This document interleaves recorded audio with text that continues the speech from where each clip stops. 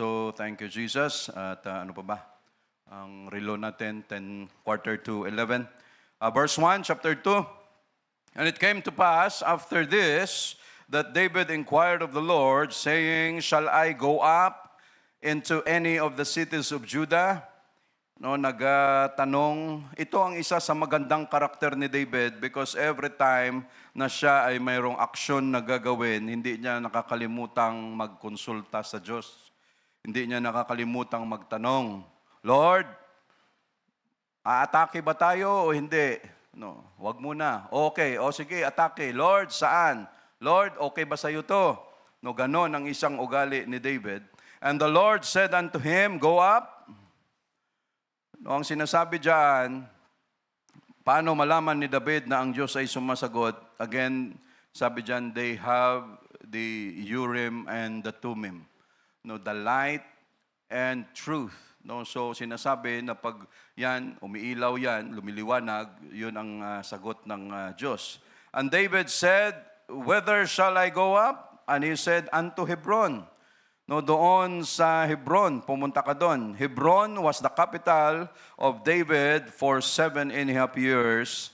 And then Jerusalem became the capital of United Israel. Kasi during this time, bago si David talagang maupo bilang hari ng kabuuang Israel, no, pag sinabing kabuuan, kasama na yung Judah and of course, yung Southern Kingdom at saka yung Northern Kingdom, magkasama na. Kasi sa time niya, nagkaroon ng divided kingdom bago pa man yung talagang divided kingdom sa time ni Jeroboam at saka ni Rehoboam. No, itong kay David na divide na ito dati pa dahil sa mga issue. So David went up thither and his two wives, also Ahinoam the Jezreelitess and Abigail, Nabal's wife, the Carmelite. No, so laging ini-emphasize yung pangalan ni Abigail, nakakonek lagi kay Nabal's wife dahil si David may kapatid din na Abigail. No, so para ma-distinguish lang. And his men that were with him did David bring up, and every man with his household, and they dwelt in the cities of Hebron. And the men of Judah came, and there they anointed David king over the house of Judah. And they told David, saying that the men of Jabes Gilead were they that buried Saul. So alam naman natin na si David was anointed 3 times. No, yung pinakauna by Samuel, yung pinakalawa sa Hebron, pangatlo itong sa kabuuang Israel. Verse 5, And David sent messengers unto the men of Jabes Gilead, and said unto them, Blessed be ye of the Lord, that you have showed kindness unto your Lord, even unto Saul, and have buried him. No, ito ang isa sa magandang ugali, karakter ni David, na si King Saul walang ginawa kung hindi habulin siya para patayin. Dahil si David was a threat, no, sa kanyang kaharian na yun ang papalit sa kanya. Pero nung namatay si King Saul, ang puso ni David, hindi niya tinuring nakaaway si King Saul. No, mahal na mahal niya si King Saul. So dito namatay si King Saul, may mga taga-Jabes Gilead na naglibing. And now the Lord shew kindness and truth unto you, and I also will requite you this kindness because you have done this thing.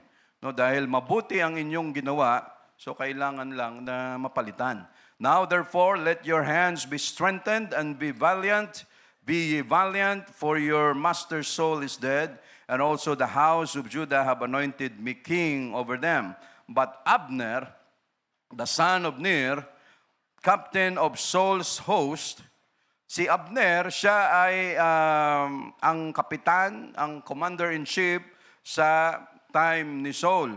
At saka si Abner, siya ay tiyuhin ni King Saul. So anong ginawa niya? Abner, the son of Ner, captain of Saul's host, took Ishbosheth. No? Ibig sabihin ng Ishbosheth, man of shame. No?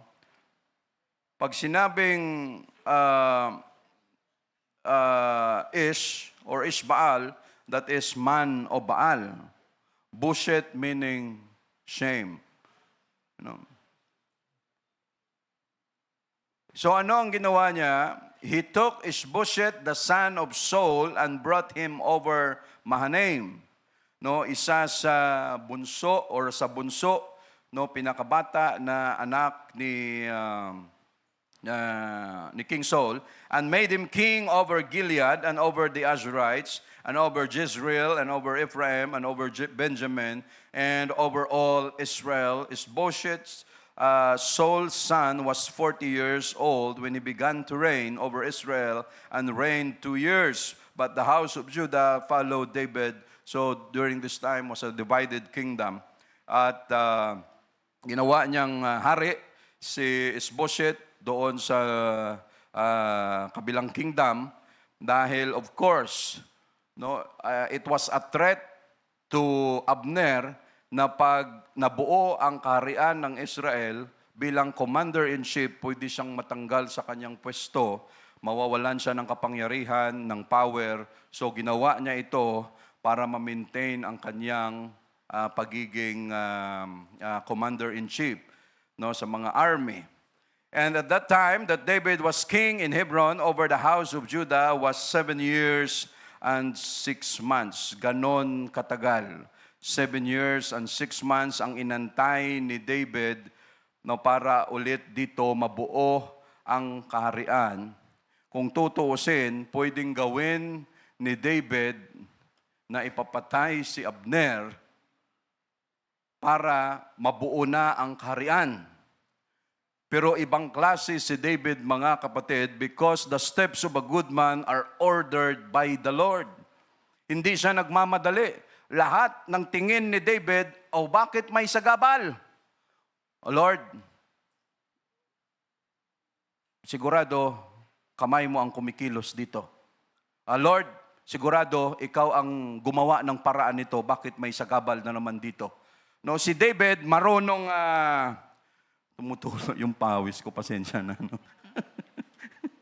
No? Si David marunong mag-antay sa plano ng Diyos. No, yon ang isa, again, ang daming kaya nagustuhan ng Diyos si David dahil napakaraming karakter na talagang kalugod-lugod sa harapan ng Diyos. Itong si David, isa ito sa karakter niya na marunong siyang mag-antay. No, kaya kong patayin yan, kaya kong i-ambush yan, pero hayaan ko ang kamay ng Diyos ang gumawa ng paraan dyan. Magtsatsaga ako rito, magsisikap ako rito, aantayin ko kung kailan ang plano ng Diyos. No, hindi siya nagmamadali. No, and sa verse 12, and Abner the son of Ner and the servants of Ishbosheth the son of Saul went out from Mahanaim to Gibeon, and Joab the son of Zeruiah and the servants of David went out and met together by the pool of Gibeon, and they sat down, and on the one side of the pool and on the other side of the pool. Nagkasalubong ngayon ang mga sundalo ni Abner at saka mga sundalo ni Joab. Si Joab ay general of the army sa grupo ni David. Nagkasalubong. And Abner said unto Joab, "Let the young men now arise and play before us." And Joab said, "Let them arise." No, ito mga kapatid ay isang kompetisyon, isang sport na ginawa nila na magmamatch kayo ng inyong mga skill at doon malalaman kung sino ang mananalo. Pero tingnan natin mamaya. Shall we pray? Lord, thank you so much for this wonderful day. Thank you for the good weather. Thank you for your presence, Lord Jesus. Lord, we praise your name. We love you. Bless your word today. Thank you for the topic that you've given us. Thank you, Lord, for every word that proceeded out of your mouth. Bless it, Lord. Anoint it, Lord Jesus, and help us, Lord. We cannot do this alone. We are totally dependent upon you, Lord Jesus. Lord, help us. We love you. In Jesus' name, amen. The title of our preaching, ano ba yung title natin? The Value of Listening. The value of listening. The importance of listening. Ang importansya ng pakikinig. Pag tulog tayo, maganda bang makinig pag ikaw ay inaantok o patulog-tulog? Grabe, bumabawi si Brother Samo. Malariki, friend tayo eh. Ikaw lang nakakagawa. No? Tulog pero nakafocus. Saan ka pa? Lalo pa kayo paggising. No? But, of course, no, the value of listening, it is important mga kapatid, at yan, sabi nga kanina ni Sister Kate, no, yung listening span natin, depende yan. No, pag sa kanila sa ngayon, mga kabataan, alpha, 3 minutes, sa atin, 10 minutes, 15 minutes. No, kaya sinasabi na minsan sa mga speaker, pag ikaw ang speaker, sa loob ng 15 minutes, dapat matira mo na agad ang subject mo, ang punto mo, because after 15 minutes, tutulugan ka na ng tao. No? Ano na yan, parang wala ng saysay para sa kanila. But there is value in listening. No, at ito ay nag-uumpisa sa atin pa lang ng mga kabataan. Tinuturuan tayo kung paano makinig. No, makinig.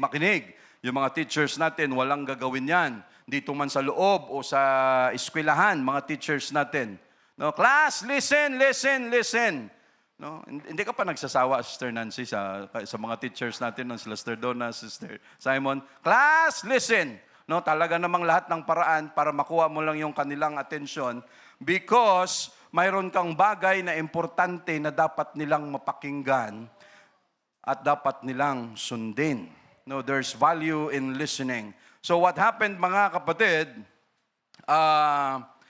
daanan lang natin saglit ito. At sabi ni Abner dito, okay, let the young men, no, 12, mga malulusog, malalakas na mga sundalo, harap-harap kayo rito, which pertain to Ishbosheth the son of Saul and 12 of the servants of David. And they caught everyone his fellow by the head.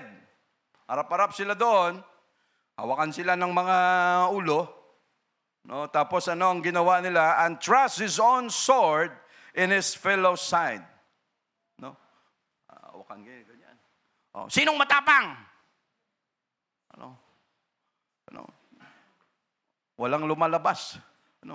Ako ang matapang. So, pariyo kayong matapang at pag nagsalubong kayo, pariyo kayong either hospital, sementeryo, perwisyo talaga. No? Dahil lang sa pride, dahil lang sa kung sino ang matapang, dahil lang sa kung sino ang siga. No? And thrust his sword in his fellow's side, so they fell down together. Wherefore that place was called Helkat Hazurim, which is in Gibeon, field of the sword. Yung 24, 12 sa magkabilang side, lahat sila ay namatay. No, dahil sa ganitong klaseng competition. And remember, they were all Israelites. No. And it should never happen in the church. No. Na tayo-tayo ay magkakagatan at magpapatayan. No, alam mo 'yon?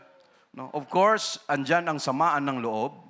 Andyan ang makorek ka sa samaang loob mo, yung isa sa sama din. Andyan ang mga misunderstanding.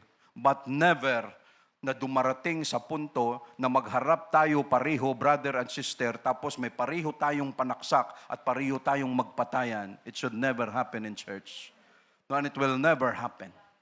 No? Dahil nakakalungkot pag ganon ang mangyari, mga kapatid. And remember, they were all mga Hudyo, mga Israelites. No, at dahil lang sa pride na, no, sino ang ano rito? No, so ganon ang nangyari sa kanila. Verse 17, and there was a very sore battle that day, and Abner was beaten. No, bakbakan na sila. Si Abner ay nasaktan din yung grupo niya, and the men of Israel before the servants of David. And there were 3 sons of Zeruiah there. Si Zeruiah ay anak or ay kapatid ni David. Si Zeruiah ay sister ni David. At yung kanyang anak, si Joab, si Abishai and Asahel, may kanya-kanya niyan silang talent. Napakagaling ng mga warrior ito. And Asahel was a light of foot as a wild roe. No? Si Asahel. No?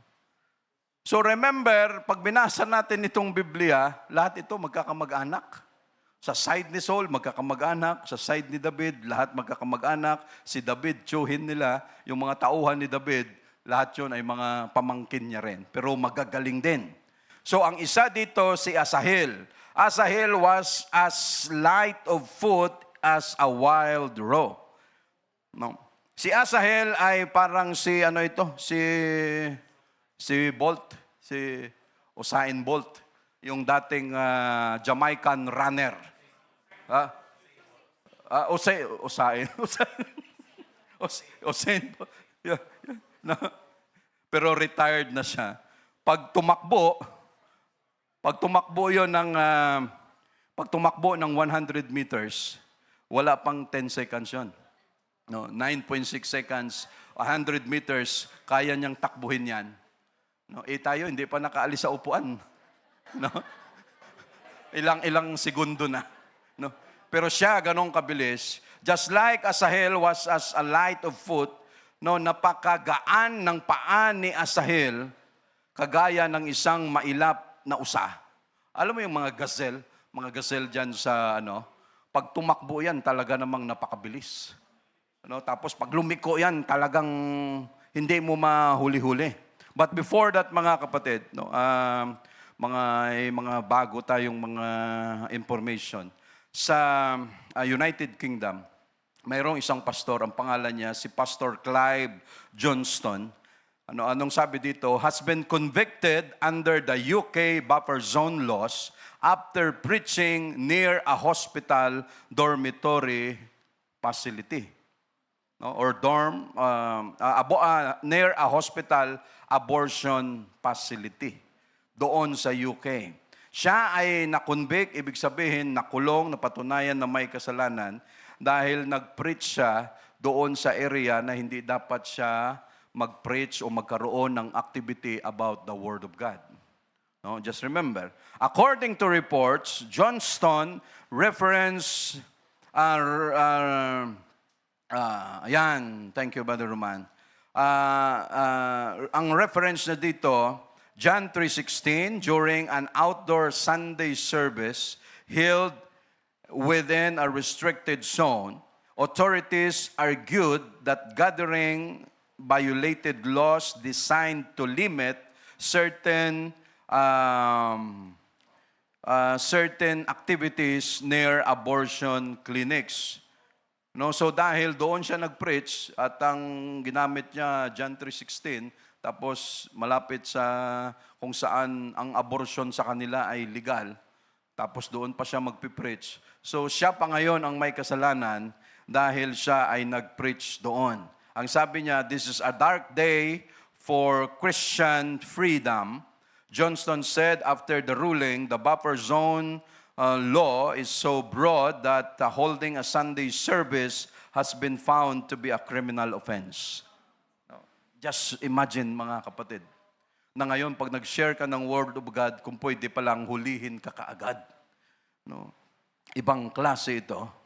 But Lord, again, we are so thankful that we have this liberty to gather and to worship, to talk about your name. Pero sa ibang bansa, mga advanced na bansa, Canada, New Zealand, Netherlands, ang mga batas nila doon ay talaga namang very obvious na binubusala na ang bibig ng mga Christians para hindi lang makapag-preach, makapag-share ng Word of God. So ganon kalala, mga kapatid. So balik tayo rito. So si Asahel, yon ang kanyang description. Magaan ang paa, matindi tumakbo. No, ibig sabihin, ito ang kanyang mga abilidad. Ito ang kanyang talent, ang kanyang skill, ang kanyang gift na ibinigay sa kanya. No? And Asahel pursued after Abner. No? Parang si Pacquiao sa bilis ng kamay. No? And Asahel pursued after Abner. No, so hinahabol niya ngayon, ang kanyang mata nakafocus lang kay Abner.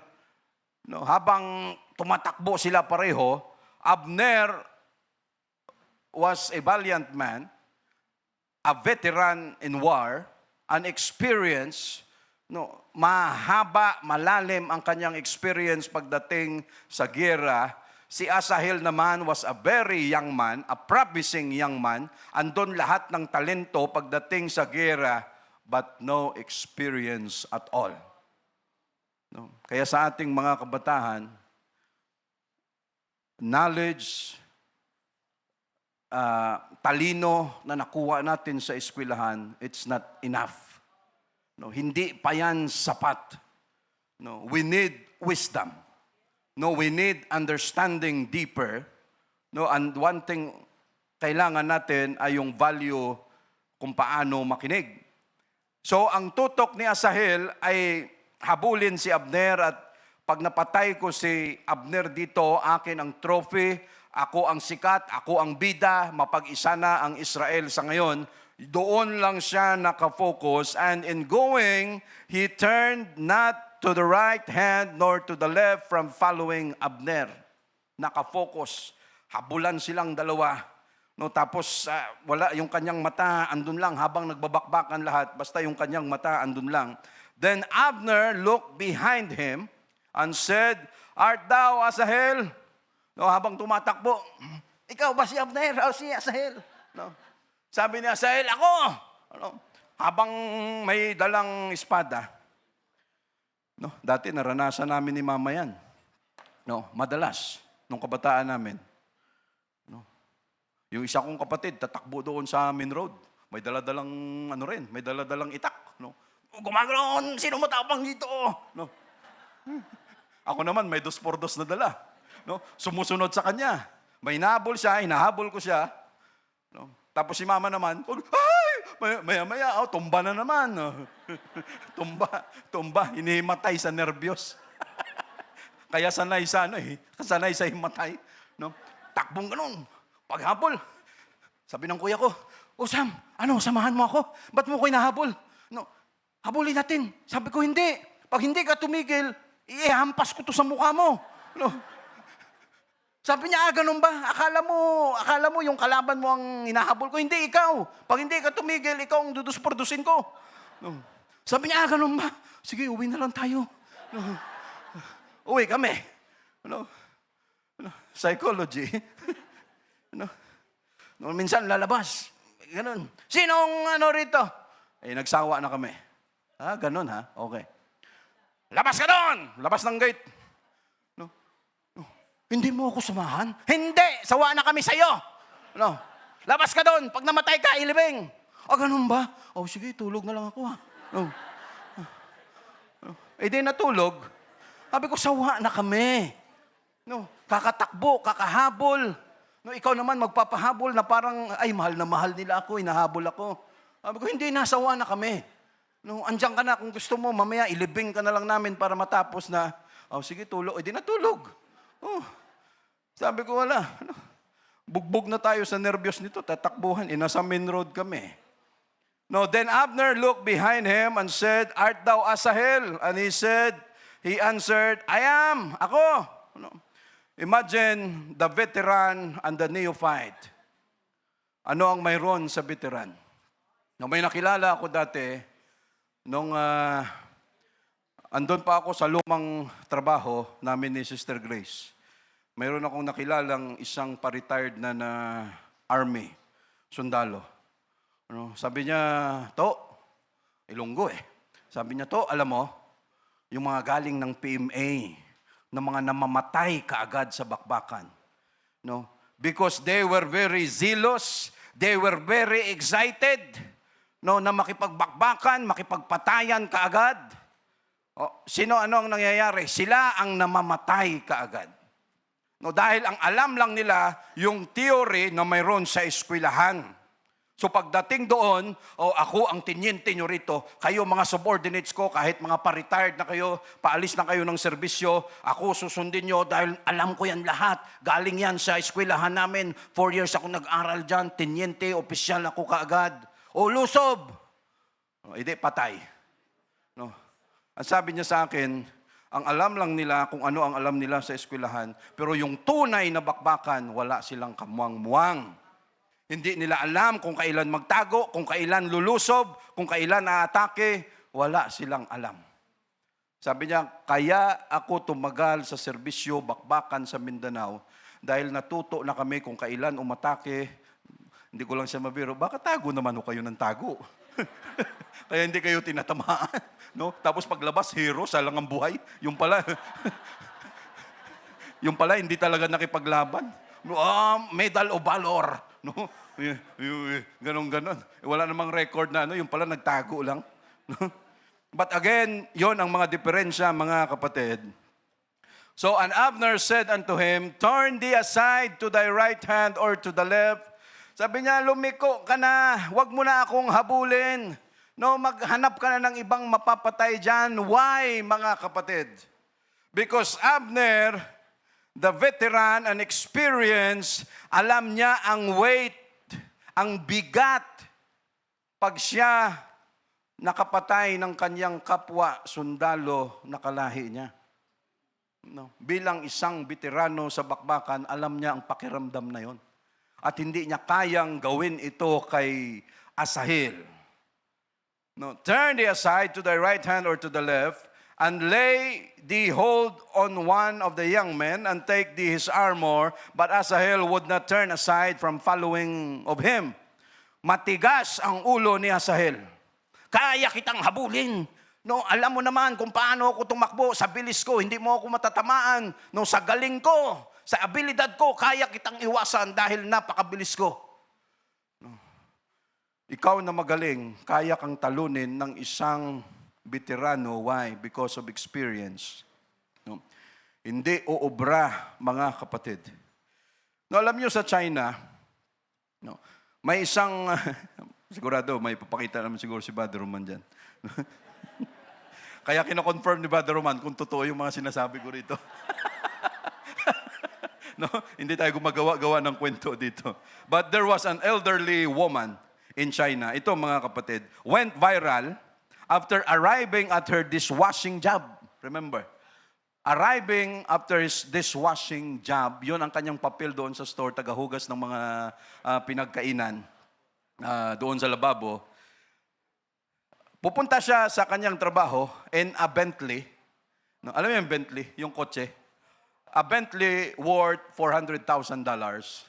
O sa pera natin, sabihin na natin mga 25 or 26 million dollar o 26 million pesos. Oh, talaga na si Brother Romano. Thank you, Brother Roman. Kaya hindi pwede tayo magsinungaling dito. Maralaman ka agad. No, it turns out she only took the job because he was bored at home. No, dahil boring na yung kanyang pakiramdam, so ang ginagawa, yung kanyang anak, ida-drive siya papunta doon sa kanyang trabaho na naka-Bentley. No, yung sasakyan.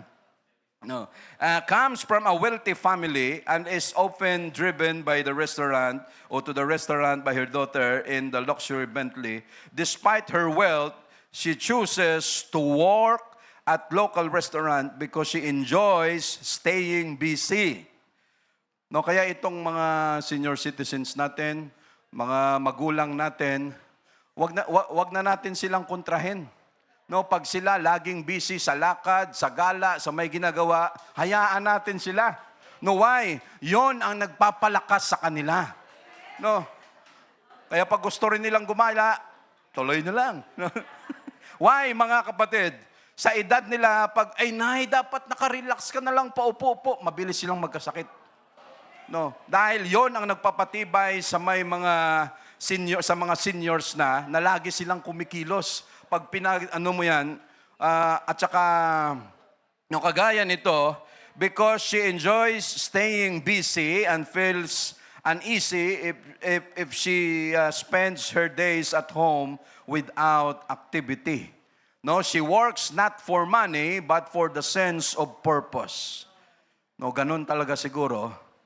No, and connection to the job provides and connection the job provides. So again, mga kapatid, may isang sinend Sister Kate. Sino ba ang nagde-desire sa atin dito na magkaroon ng mga Louis Vuitton?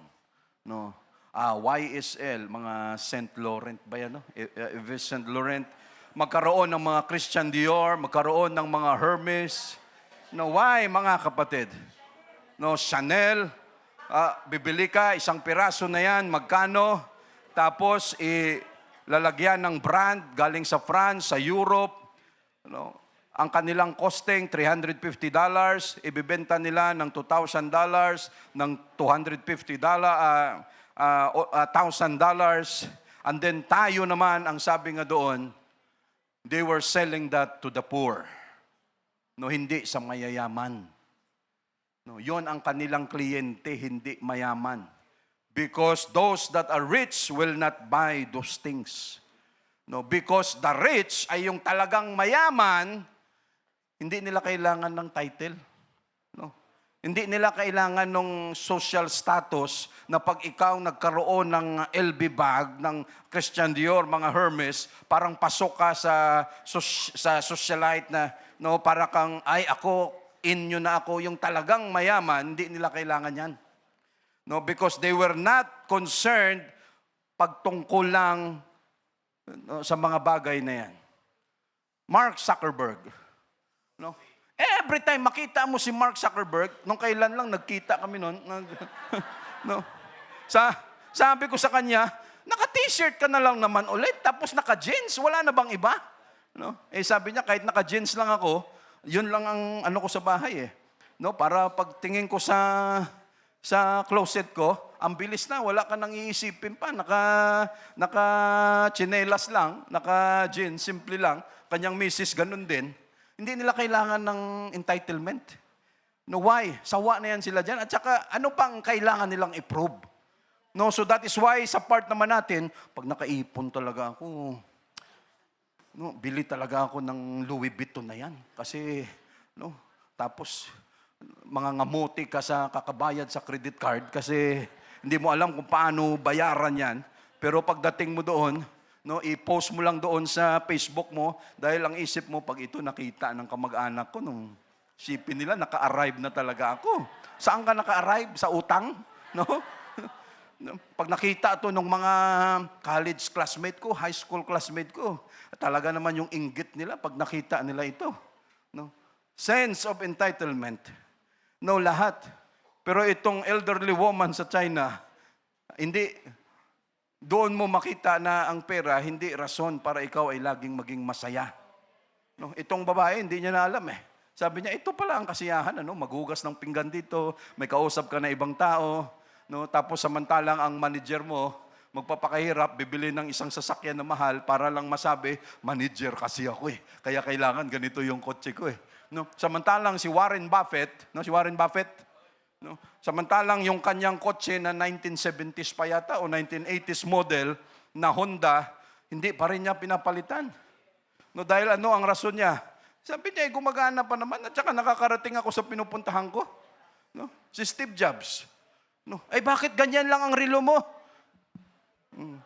No, kahit alam yung pinakamahal, yung Mr. Galin, yung pinakamahal na relo, yung letter R yata yung una nun, letter R. Richard Mille. No, Richard Mille na relo. Konti lang kami ang mayroon yan. No? No? Isa sa anak ng billionaire sa India, mayroon siya niyan. Sa Pilipinas, mayroon. No? But again, mga kapatid, no, mayroon, imagine. Pero ano ang sabi ng mga tao na madudunong? Sabi niya, pareho lang ang oras na ibinibigay niyan. No? So pag bumili ka ng worth 40 million pesos na relo, isang piraso, at saka bumili ka dyan sa Divisoria ng Rolex na 180 pesos, no? Pareho lang ang ilalabas niyan.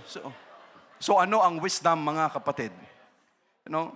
Victorinox pa yan. No? Kung we say, praise the Lord.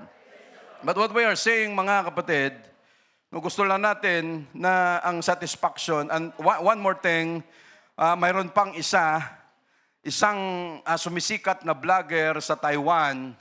Nung nag-umpisa siya, ang mayroon lang siya 600 new Taiwan dollar, yung Taiwanese na ito.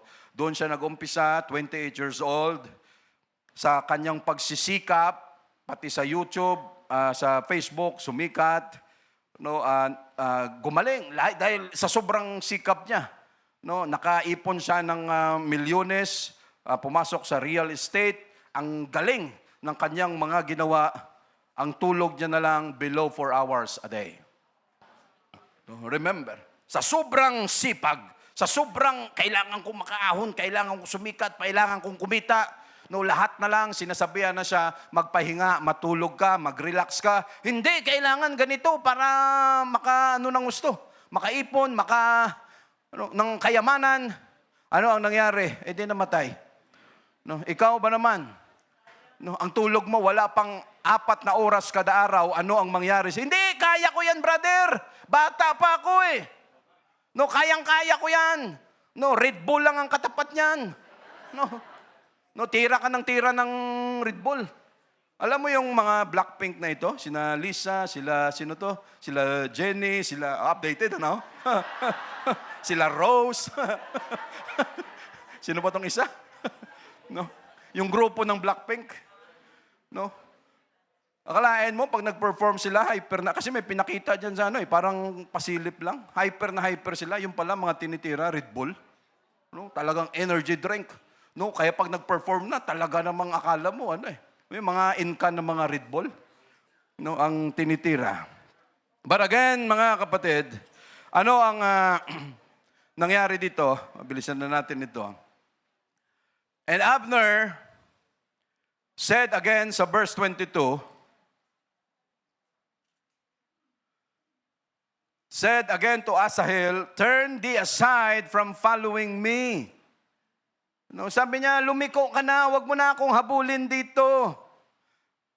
Abner was giving him a chance, a mercy, na pag hindi ka tumigil, mayroong mangyayari sa'yo. No, umalis ka na, umiwas ka na, wag mong ibida na kaya mo akong habulin dahil magaling ka, mabilis kang tumakbo.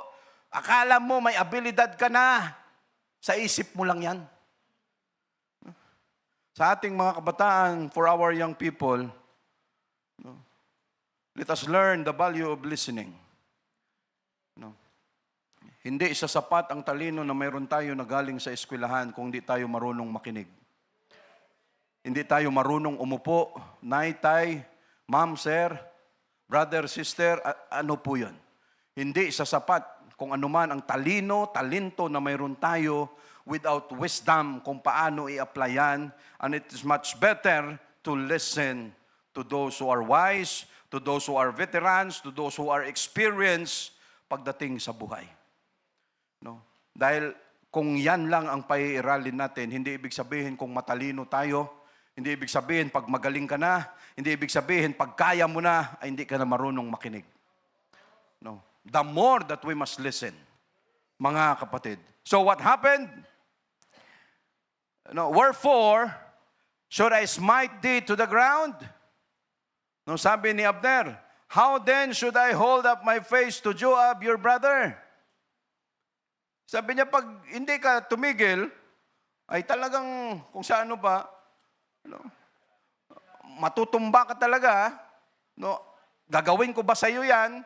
At kung mangyari man yan, anong mukha ang iharap ko sa kapatid mo? No, sa kay Joab. No, how many times, mga kapatid, God has given us mercy, God has given us warnings, God has given us a chance na ang Diyos ay makulit. Huwag mong ituloy, huwag mong ituloy. No? Itigil mo na yan, tama na yan, wag na yan, dahil pag tinuloy-tuloy mo yan, may mangyari sa'yo, but because tayo ay matigas ang ulo. No, but because ayaw nating makinig. Hindi, kaya ko to, alam ko na ito. No, may abilidad ako, may talino ako. Pero ano minsan ang warning ng Diyos? No, wag mong ituloy. No, pero tayo, sige lang. No, without warning, tuloy-tuloy lang tayo, mga kapatid. Verse 23, howbeit he refused to turn aside, Wherefore Abner with the hinder end of the spear smote him under the 5th rib.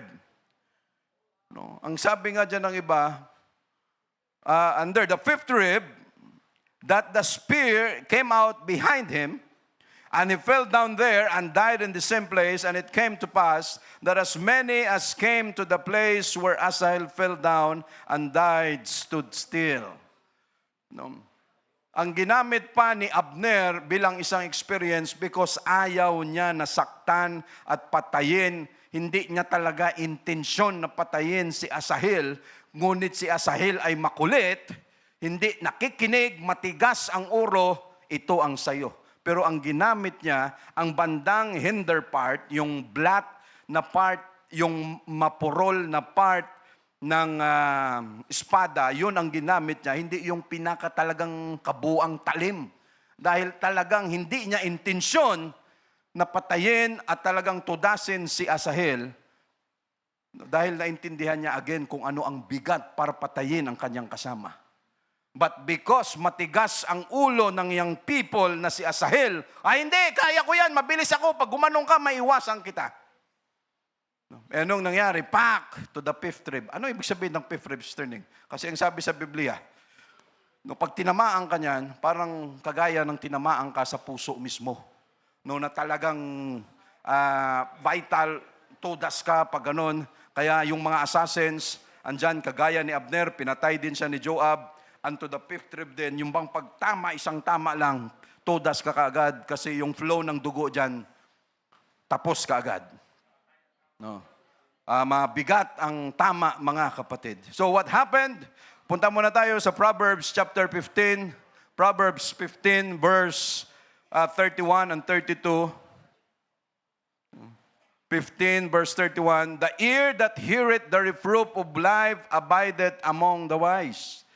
No, ang sabi rito, ang taingang nakikinig sa saway ng buhay, no, ay tatahan sa gitna ng pantas. No, ang tainga na marunong makinig. Verse 32, he that refuseth instruction despiseth his own soul, but that heareth reproof getteth understanding. No, siyang tumatanggi sa saway, no, yung wala siyang pakialam kung siya ay kinukorek, sinasaway, ay humahawak sa kanyang sariling kaluluwa. No? Humahamak pala sa kanyang sariling kaluluwa, ngunit siyang nakikinig, no, sa saway ay nagtatamo ng kaawaan. Verse 33, no. The fear of the Lord is the instruction of wisdom, and before honor is humility. No, ang pagkatakot sa Panginoon ay turo ng karunungan, at sa unahan ng karangalan ay nagpapauna ang pagpapakumbaba. No, another verse, Proverbs chapter 1 verse 5. A wise man will hear and will increase learning, and a man of understanding shall attain unto wise counsel. No, upang marinig ng pantas at lumago sa ikatututo at upang tamuhin ng taong may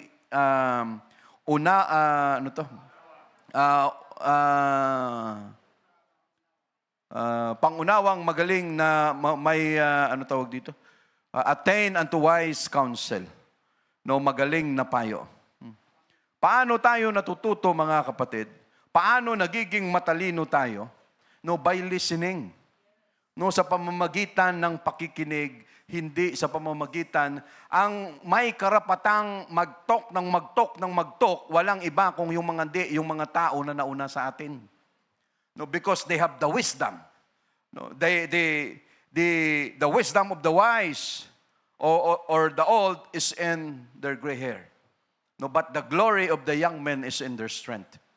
No, andyan sila para bigyan tayo ng instruction, bigyan tayo ng understanding, ipaliwanag sa atin kung ano ang mga dapat gawin, mga kapatid.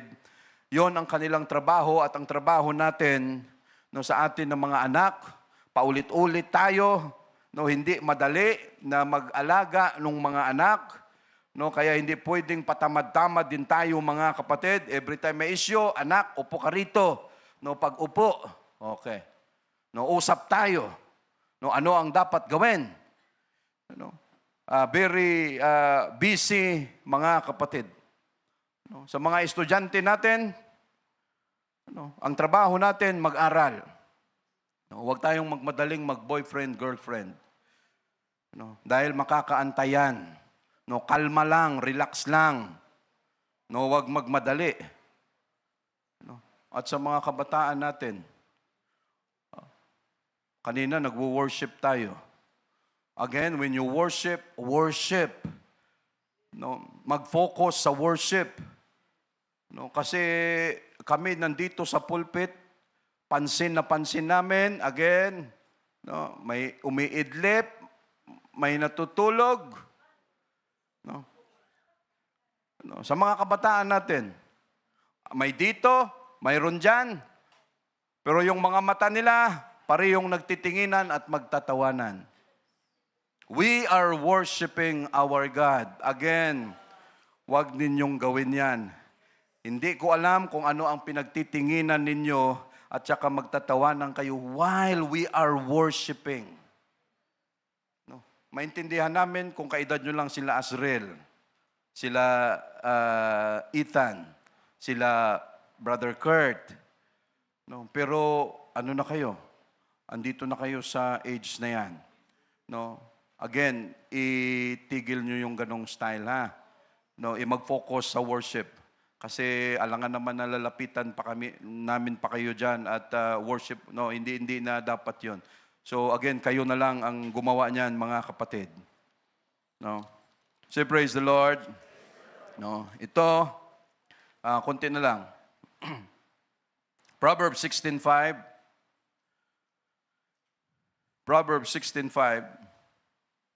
No, everyone that is proud in heart is an abomination to the Lord. That is proud in heart is an abomination to the Lord. No, ang bawat isa, no, abomination. No, bagamat, ano ang sabi diyan? Though hand in hand, he shall not be unpunished. No, ang tao na proud ang kanyang puso ay karumal-dumal sa harapan ng Panginoon. Ang sabi, kahit maghawakan pa sila ng kamay, ay shall not be, ay hindi ahayaan ng Diyos na hindi sila maparusahan. Ay no, talagang mapaparusahan. Proverbs 19:20. No, may mga ilang verses lang ako, mga kapatid. 19:20. Hear counsel and receive instruction that thou mayest be wise in thy latter end. No, makinig ka ng payo, tumanggap ka ng turo, upang ikaw ay maging pantas sa iyong wakas. Verse 18, sa chapter 19, andyan pa rin tayo.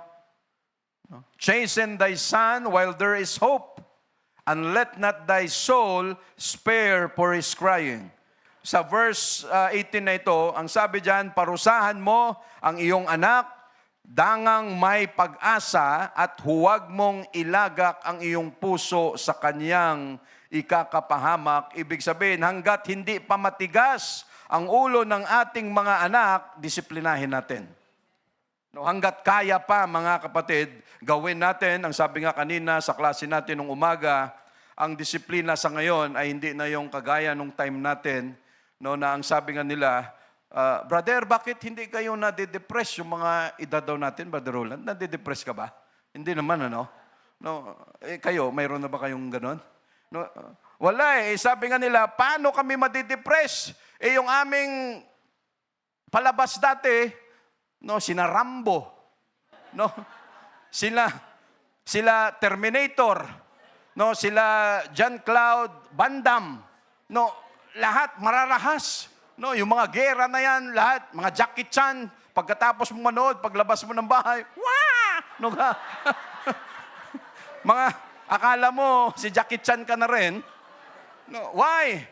No, ibig sabihin, mga kapatid, sigurado, isa rin yun sa nagpatibay sa amin, no, dahil, no, yun.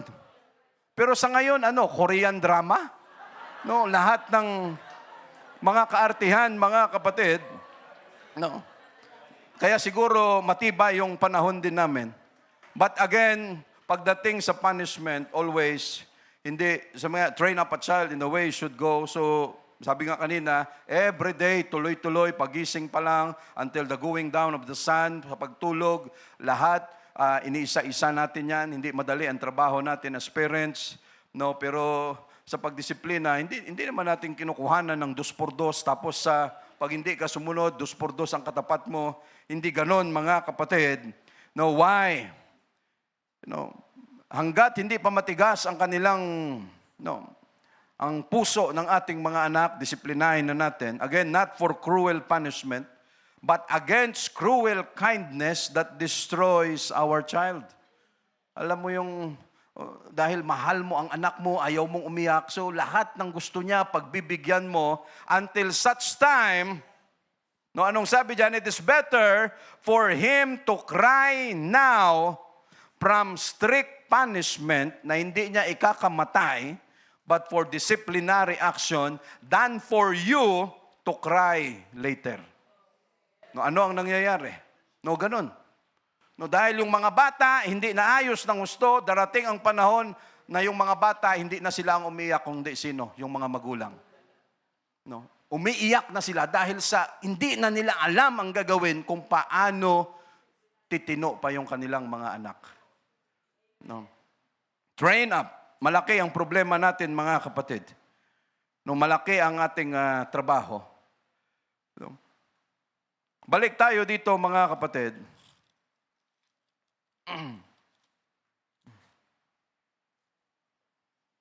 Sa verse 24, Joab also and Abishai pursued after Abner,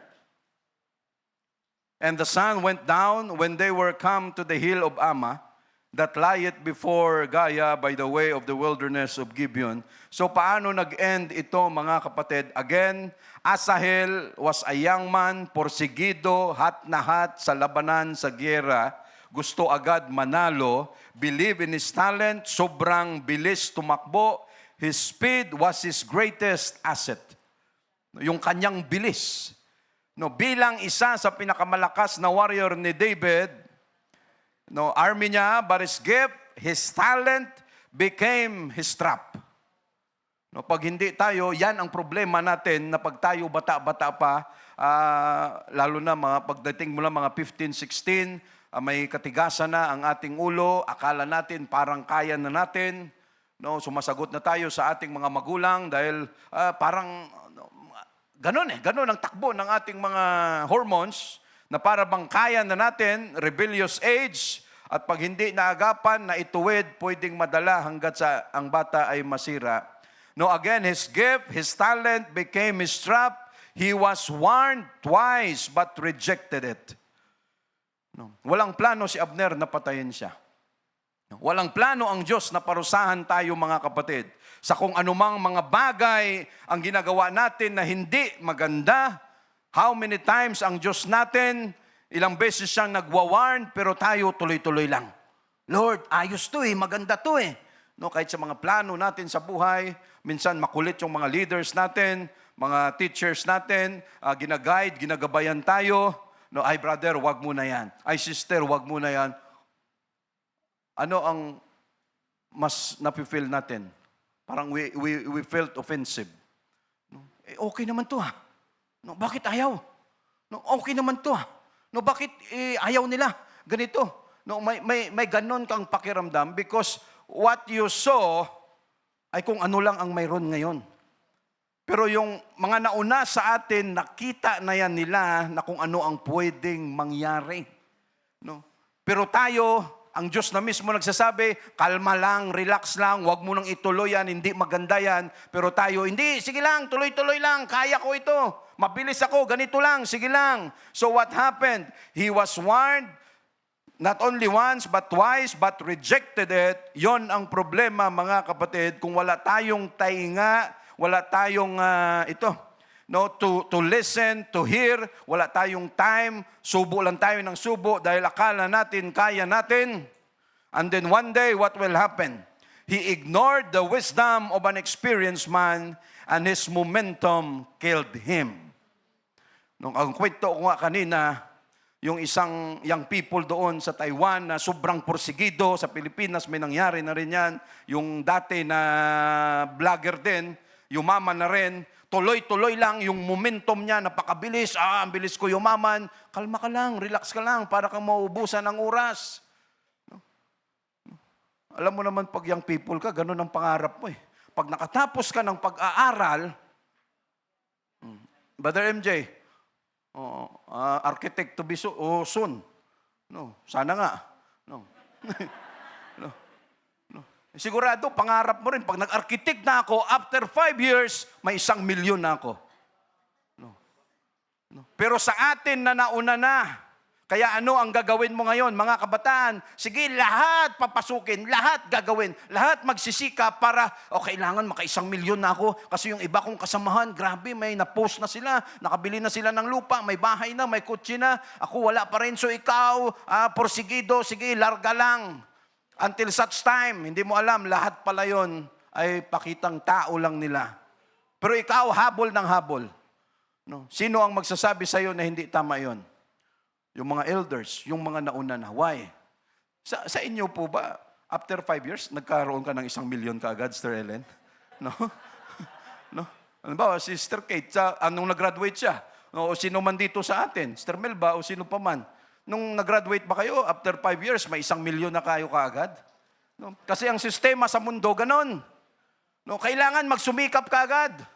Pero tayo mga kapatid, as we advise always, lalo na sa mga kabataan, young people natin, kalma lang.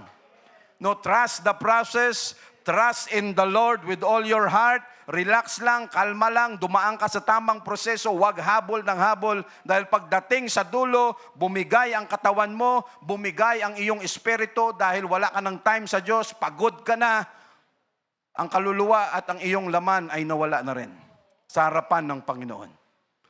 No? He ignored the wisdom of an experienced man and his momentum. Yes, maganda na mayroon tayong talent, mayroon tayong abilities, mayroon tayong gift coming from God. Pero pag ito, mga kapatid, again, just like the 28 years old, ano ang nakadali sa kanya? Of course, no, the tragedy of this young man is like the tragedy of Asahel. He was so focused on the win. No, ang isip niya lang na manalo, ang isip niya lang na umasenso, that he did not realize that he was running into a trap. Talent without temperance can be self-destructive. No, mga kapatid, talent without temperance. May talent ka pero hindi mo alam kung kailan ka papasok. Hindi mo alam kung kailan ka hihinto. No, napakadelikado mga kapatid. Speed. No, ang sabi rito, speed is only a blessing if you know how to use brakes. Yung talent natin na yan, maganda yan. No? Sa atin na mga driver, di ba, pag tumakbo tayo dyan sa NLEX, sa EasyTex, sa Tiplex, no? Kahit ang dala mo, it's 100, pakiramdam mo, nakabugati ka eh. No? Brother Wilfred, ano? Brother Arnel? Innova dala mo, pero pakiramdam mo, Lamborghini, ano? Humaharurot. No? That's a talent. That's a gift kasi hindi ka takot.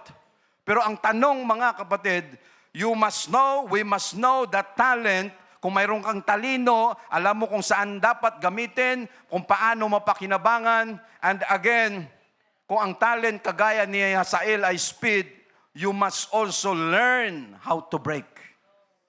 No? Alam mo kung kailan ka bibilis, alam mo kung kailan ka papasok. No, hindi naman pwede sa atin ng mga driver. No, ang bilis mong tumakbo tapos hindi mo alam paano pumreno. No? Ano ang gagawin mo diyan? No, ibabangga o ano ang gagawin mo? No? True victory requires the maturity, again mga kapatid, true victory, no, yung tunay na tagumpay, requires the maturity to know which battles are yours to fight, no, and which chases are meant to be abandoned. No? Kaya importante sa atin na mga kabataan, tayo na nag-uumpisa pa lang sa buhay, napaka-importante that we must listen. No? To those na mga nauna na sa atin mga kapatid, kung paano at ano ang dapat gawin, dahil ang tunay na victory, again, no, yung maturity, Alam natin kung ano ang gera na dapat nating pasukin at ano ang bagay na hindi natin dapat habulin. Hindi yung habol ka lang ng habol, hindi mo alam kung ano ang hahabulin mo. No, basta dahil alam mo na mabilis ka, no, that's useless. Again, we have talents, we have drive, we have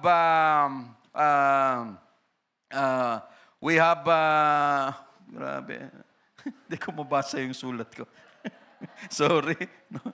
No, again, our ambitions that will lead us to success, but if we ignore the warnings and the stops that God puts us in our path, we risk being destroyed and by the very thing that make us great.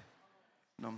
Pag hindi tayo marunong, mga kapatid, again, lahat tayo may pangarap sa buhay, may abilidad, may talent, pero kung hindi tayo marunong mag-distinguish, hindi tayo marunong tumingin na pag sinabi ng Diyos, stop ka muna. You must stop. No, pag sinabi ng Diyos, no, at wag nating antayin, mga kapatid, brother, paano ko malaman na yun ay sabi ng Diyos? No. Word of God. Mga advice ng elders, mga leaders natin. No. Andyan, pwedeng manggaling yan. Pag sinabing hinto muna, stop muna, kalma muna, o saka gawin mo ulit ito, we must learn to listen. No. Dahil pag hindi tayo marunong makinig, yung inaakala natin na talent natin, someday yun din ang papatay sa atin. No, just like Asahel. So shall we pray or we say, thank you, Jesus? No, the value of listening. Thank you, Lord.